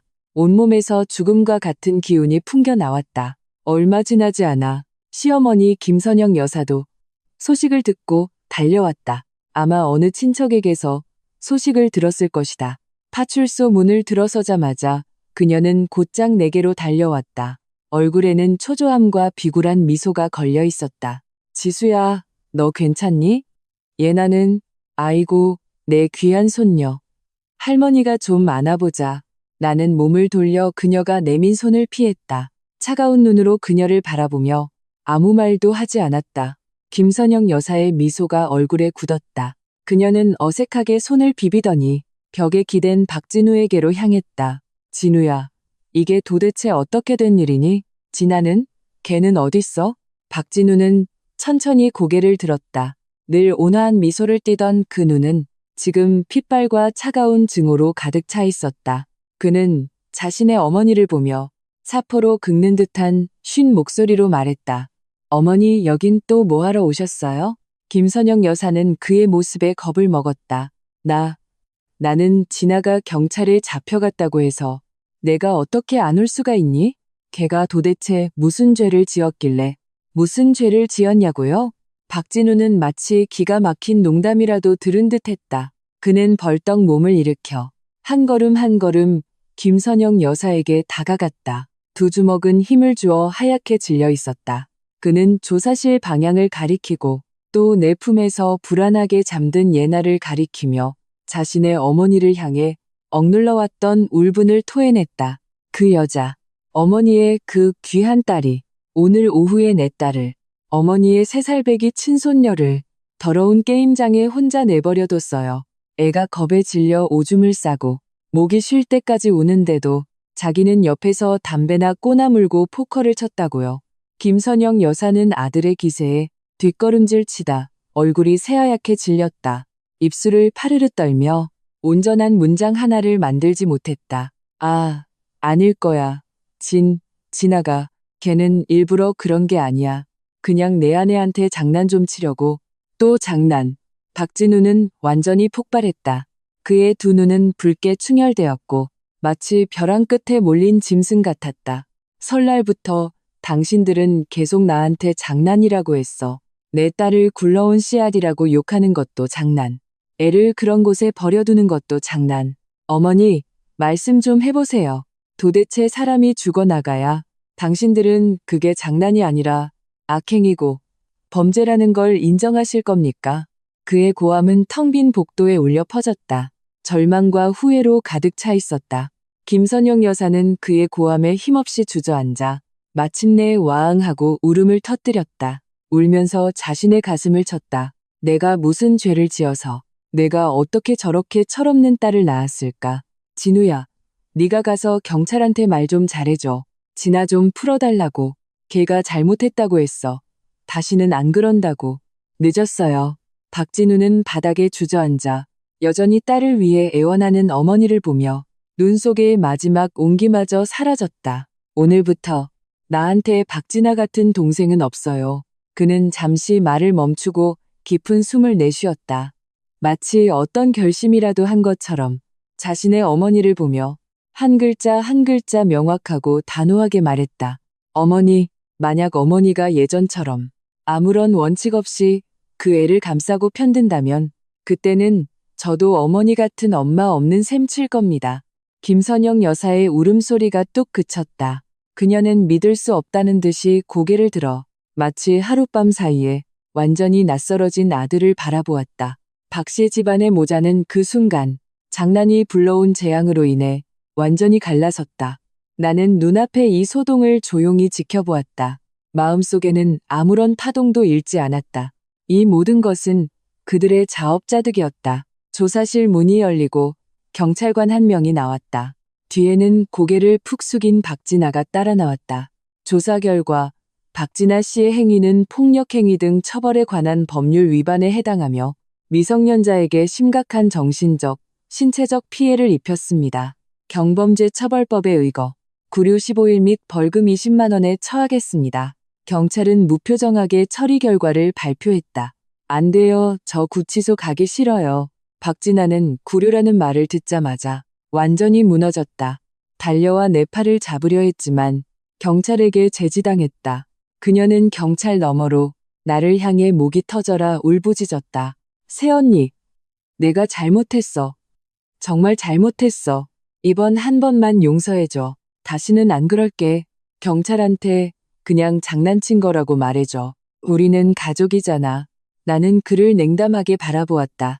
마치 광대를 보는 것 같았다. 박진아, 나는 평온하게 입을 열었다. 목소리는 크지 않았지만 글자 하나하나가 심장을 꿰뚫었다. 네가 내 딸을 그 더러운 구석에 버려둔 순간부터 우리는 더 이상 가족이 아니었어. 말을 마친 후 나는 더 이상 그의 울부짖음과 애원에 신경 쓰지 않았다. 잠든 예나를 안고 몸을 돌려 뒤도 돌아보지 않고 파출소를 나섰다. 밖의 하늘은 이미 칠흑같이 어두워져 있었다. 파출소에서 나와 나는 바로 택시를 타고 호텔로 돌아왔다. 박진우가 따라 나왔다. 그는 내내 침묵하며 내 뒤를 따랐다. 마치 잘못을 저지른 아이처럼 몇 번이나 입을 열려 했지만 무슨 말을 해야 할지 모르는 것 같았다. 호텔 방으로 돌아와 나는 조심스럽게 예나를 침대에 눕히고 이불을 덮어주었다. 아이는 꿈속에서도 불안하게 훌쩍이며 작은 미간을 찌푸리고 있었다. 나는 침대 옆에 앉아 아이의 이마를 부드럽게 쓰다듬었다. 심장이 칼로 베이는 듯 아팠다. 박진우는 문가에 서서 한참을 망설이다. 마침내 용기를 내어 안으로 들어왔다. 그는 침대 옆으로 다가와 딸의 창백한 작은 얼굴을 보며 눈가가 순식간에 붉어졌다. 미안해. 그의 목소리는 쉬어 있었고 끝없는 후회로 가득 차 있었다. 지수야, 정말 미안해. 다 내 잘못이야. 내가 만약 조금만 더 일찍. 나는 그를 쳐다보지 않았다. 오직 예나의 이불을 덮어주는 데에만 집중했다. 그는 내가 자신을 상대하지 않자 마음이 더욱 불안해졌다. 갑자기 그의 무릎이 힘없이 꺾이며 쿵 하는 소리와 함께 내 앞에 무릎을 꿇었다. 180이 넘는 큰 키의 남자가 그렇게 예고도 없이 무릎을 꿇었다. 눈물은 끊어진 진주처럼 그의 초췌한 뺨을 타고 흘러내렸다. 지수야, 내가 잘못했어. 나 정말 잘못한 거 알아. 그는 흐느끼며 내 손을 잡으려 했지만 나는 피했다. 제발 나 한 번만 용서해줘. 우리 이혼하지 말자. 우리 다시 잘 살아보자. 내가 맹세할게. 앞으로 목숨 걸고 당신하고 예나 지킬게. 다시는 이런 상처받게 하지 않을 거야. 내일 당장 가서 엄마랑 진아짐 다 내쫓을 거야. 그 사람들이랑 인연 끊을게. 제발, 제발 나한테 기회 한 번만 더 줘. 그는 목 놓아 울었다. 이마를 차가운 바닥에 대고 어깨를 격렬하게 떨었다. 만약 예전이었다면 그의 이 모습을 보고 나는 마음이 약해졌을 것이다. 결국 우리는 그토록 사랑했으니까. 하지만 지금 내 마음은 이미 차갑게 식었고 단단하게 굳어버렸다. 나는 조용히 그를 바라보았다. 내가 한때 깊이 사랑했던 이 남자가 지금 내 앞에서 비굴하게 참회하는 모습을 주변의 친척들, 친구들, 심지어 경찰들마저도 아마 이렇게 큰 고난을 겪었으니 그가 뉘우치기만 하면 우리는 깨진 거울을 다시 붙이고 원래대로 돌아가야 한다고 생각할 것이다. 하지만 깨진 거울은 붙여도 금은 남는 법이다. 어떤 상처는 미안하다는 한마디로 지워지지 않는다. 나는 천천히 자리에서 일어났다. 그의 앞에 서서 그를 내려다보았다. 박진우 씨, 내 목소리는 무서울 정도로 평온했고 한치의 파동도 없었다. 당신이 날린 그 따귀 아주 시원하고 시의적절했어. 당신 동생을 구치소에 보내고 당신 어머니를 바닥에 주저앉게 만들었지. 당신 자신의 그 효자 코스프레도 산산조각 냈고 보아하니 당신이 정신 차린 건 맞는 것 같네. 그는 고개를 들어 눈물 어린 눈으로 나를 바라보았다. 눈에는 한 줄기 희망의 빛이 반짝였다. 나는 그러나 그 한 줄기 빛을 잔인하게 짓밟아버렸다. 하지만 너무 늦었어. 나는 그의 눈에서 순식간에 빛이 사라지는 것을 보며 한 글자 한 글자 명확하고 냉혹하게 말했다. 자기 친딸이 지옥에 던져지고 위험에 처해야만 정신을 차리는 아버지를 아내가 벼랑 끝에 몰려 목숨을 걸고 싸워야만 나서주는 남편을 나는 감당할 자신도 받을 자격도 없어. 그의 몸이 세차게 떨렸다. 믿을 수 없다는 듯이 나를 쳐다봤다. 당신의 그 각성은 내 딸의 공포와 눈물로 얻어진 거야. 박진우 씨, 그 각성 참 값싸지 않아? 나는 더 이상 그에게 말할 기회를 주지 않았다.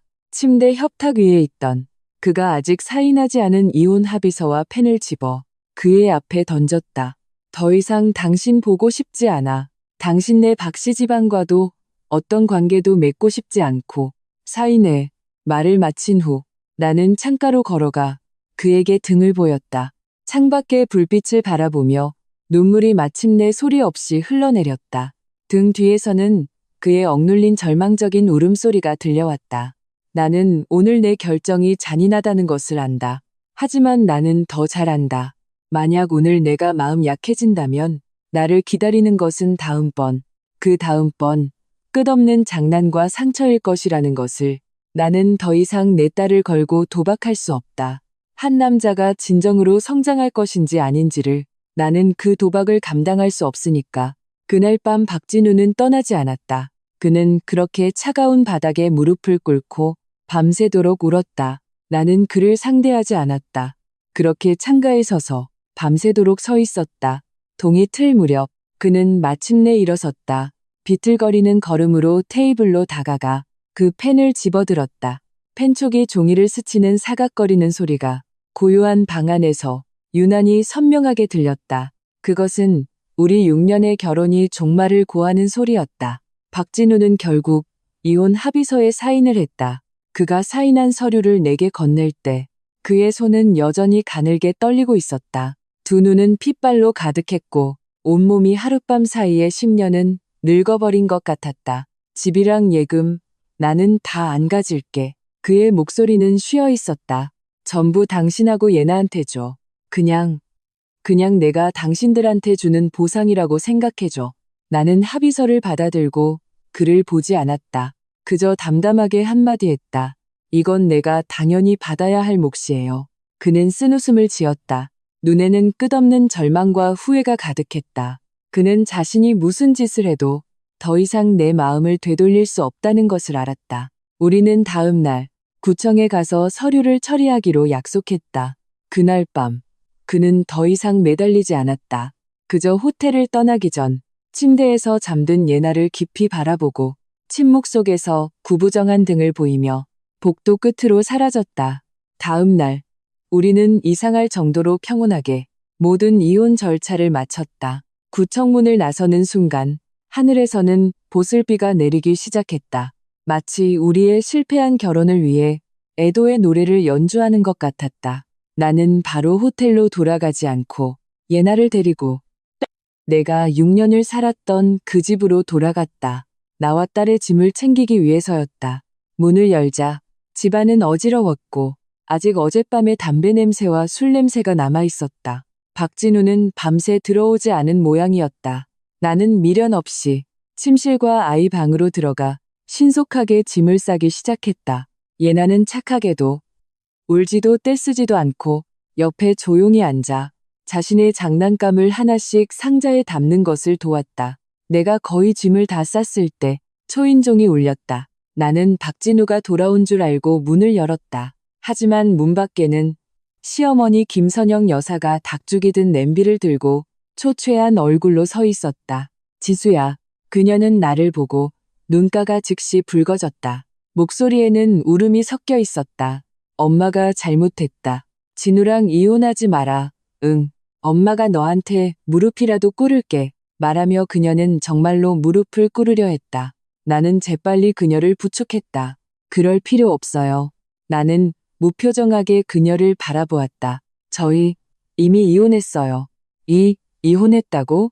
김선영 여사는 마치 벼락이라도 맞은 것처럼 그 자리에 얼어붙었다. 손에 들고 있던 보온 냄비가 퀭하고 바닥에 떨어졌다. 뜨거운 닭죽이 사방으로 튀었다. 그녀는 믿을 수 없다는 듯이 나를 보며 입술을 파르르 떨었다. 어떻게 그렇게 빨리 진우가 어떻게 동의를 해? 왜 동의하면 안 되는데요? 나는 차갑게 반문했다.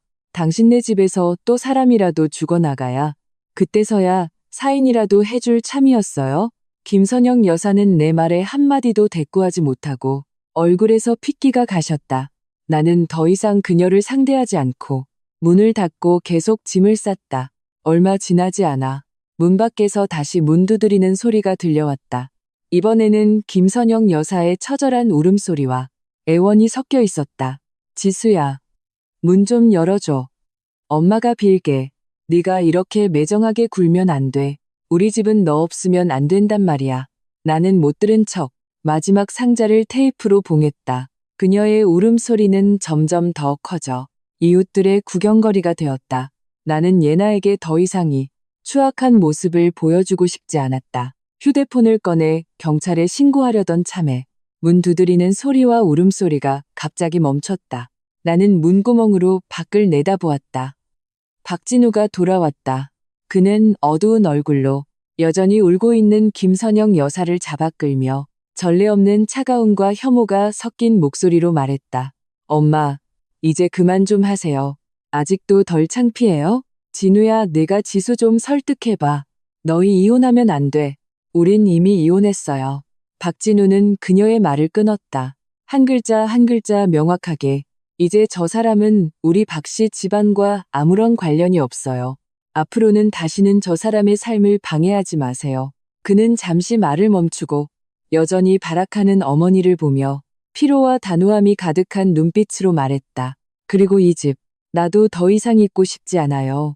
두 분이서 알아서 사세요. 말을 마친 후 그는 놀랍게도 그대로 몸을 돌려 뒤도 돌아보지 않고 가버렸다. 김선영 여사 혼자 텅 빈 복도에서 창자가 끊어질 듯이 울부짖었다.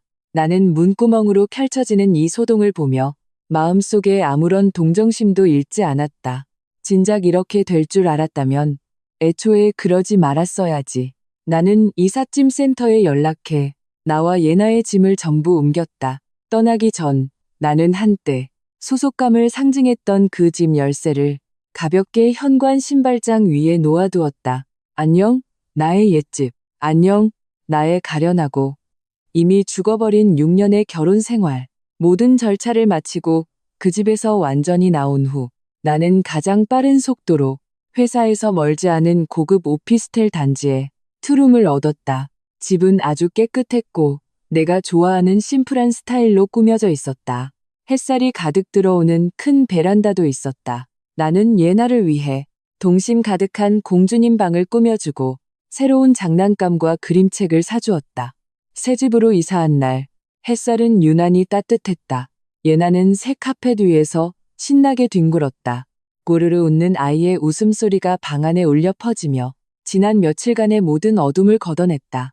나의 삶은 조금씩 제자리로 돌아오고 있는 것 같았다. 박진아는 구류 15일을 살고 나왔다. 듣자 하니 친척들 사이에서 완전히 사회적으로 매장당했다고 한다. 예전에 그녀 주위를 맴돌던 불량한 친구들도 그녀를 피하기 시작했다. 김선영 여사는 아들과의 결별, 딸의 구속이라는 이중 충격을 받고 그대로 병석에 누웠다고 한다.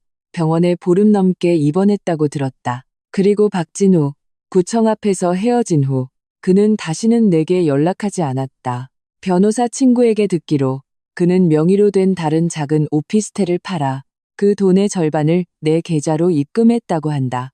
부부 공동재산 분할을 마무리한 셈이다.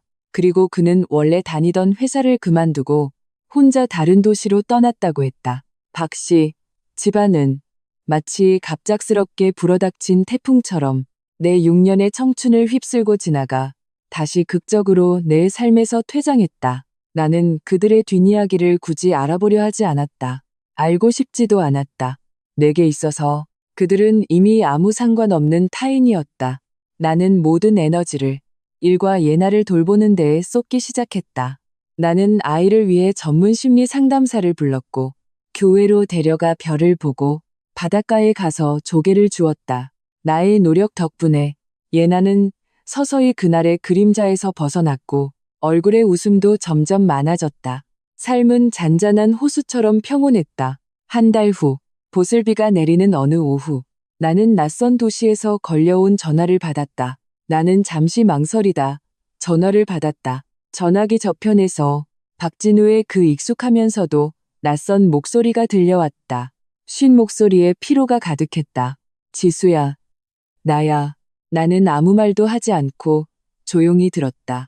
그는 술을 마신 듯 말이 횡설수설했다. 반복해서 미안하다고, 후회한다고, 지금 얼마나 비참하게 살고 있는지에 대해 말했다.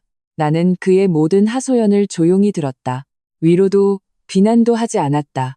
할 말 다 했어요? 나는 평온하게 물었다. 전화기 저편에 그는 내 차가운 말투에 상처받은 듯 한참을 침묵하다가 마침내 거의 흐느끼는 듯한 목소리로 내가 마음속으로 수없이 예견했던 그 질문을 던졌다.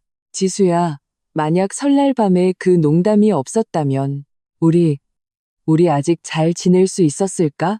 그의 목소리에는 미련과 자기 기만이 가득했다. 그는 우리 결혼의 파탄이 모두 그 통제불능이었던 설날 밤 때문이라고 생각하는 듯했다. 나는 베란다에 서서 창밖을 바라보았다. 보슬비가 온 세상을 적시고 있었다. 박진우 씨, 당신은 틀렸어요. 그 농담 때문이 아니에요. 그 이전의 수많은 순간들, 당신이 그들의 농담을 묵인했기 때문이에요. 내가 당신을 가장 필요로 할 때, 당신은 언제나 그냥 좀 참아라고만 했기 때문이에요.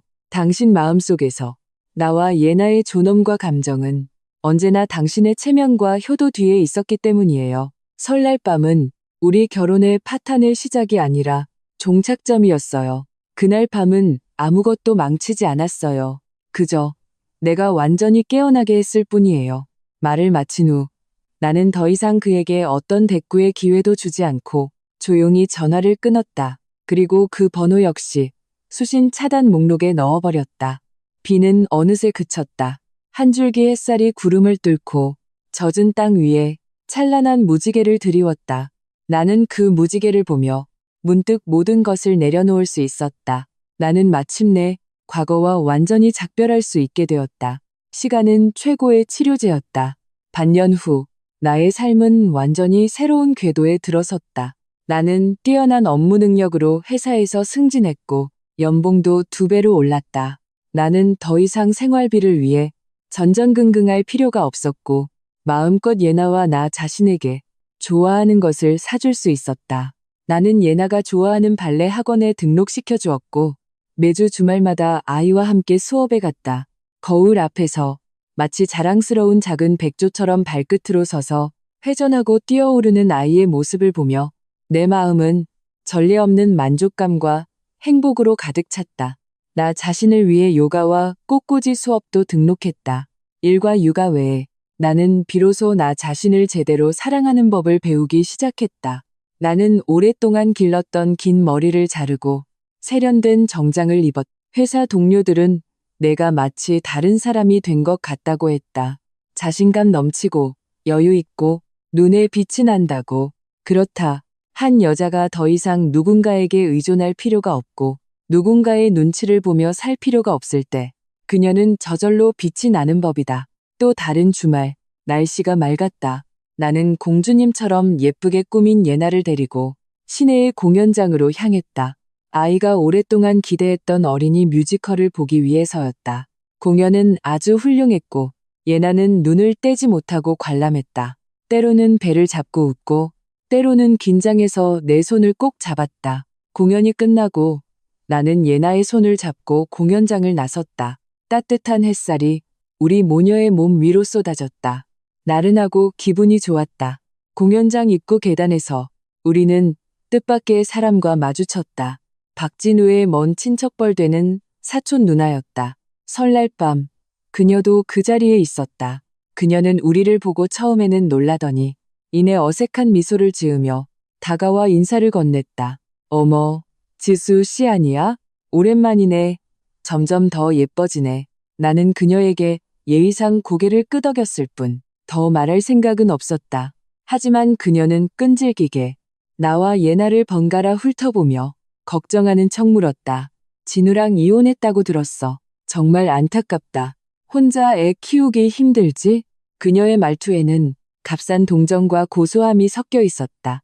내가 입을 열기도 전에 예나가 갑자기 고개를 들어 맑고 또렷한 목소리로 말했다. 우리 엄마 하나도 안 힘들어요. 우리 엄마는 슈퍼맨이거든요. 그 사촌 누나의 미소가 순간 얼굴에 굳었다. 나는 웃음을 참지 못하고 허리를 굽혀 딸의 이마에 입을 맞췄다. 그리고 아이의 손을 잡고 그녀에게 말했다. 죄송해요. 저희가 좀 바빠서 먼저 가볼게요. 말을 마친 후 나는 나의 작은 슈퍼맨의 손을 잡고 당당하게 그녀 곁을 지나쳐갔다. 다시는 뒤돌아보지 않았다. 햇살 아래 거리를 걸으며 예나가 내 손을 잡고 갑자기 고개를 들어 그 샘물처럼 맑은 눈으로 나를 바라보며 호기심 가득한 목소리로 물었다. 엄마, 농담이 뭐예요? 아마 방금 그 사촌 누나의 가식적인 미소가 아이에게 무언가를 떠올리게 한 모양이다. 나는 걸음을 멈추고 몸을 낮춰 아이와 눈을 맞췄다. 나는 아이의 그 천진난만한 작은 얼굴을 보며 마음이 한없이 부드러워졌다. 나는 아이의 머리를 부드럽게 쓰다듬으며 단호하고 온화한 눈빛으로 한 글자 한 글자 명확하게 알려주었다. 농담은 다 같이 웃을 수 있어야 농담이야. 만약 누군가 널 기분 나쁘게 하면서 농담이라고 하면 그건 널 괴롭히는 거야. 기억해, 내 아가. 우리는 악의적인 농담은 절대로 받아주지 않을 거야. 나는 잠시 말을 멈추고 아이의 알듯 말듯 한눈을 보며 마지막 한마디를 덧붙였다. 그리고 우린 그걸 되갚아줄 힘이 있고 예나는 알듯 말듯 고개를 끄덕였다. 이내 아이는 나를 향해 세상에서 가장 환한 미소를 지어 보였다. 마치 활짝 핀 해바라기처럼 나는 아이의 작은 손을 잡고 일어섰다. 모녀의 그림자가 금빛 햇살 아래 길게 늘어졌다. 우리는 함께 우리만의 햇살과 희망으로 가득 찬 미래를 향해 걸어갔다. 우리의 이야기는 이제 막 시작되었다.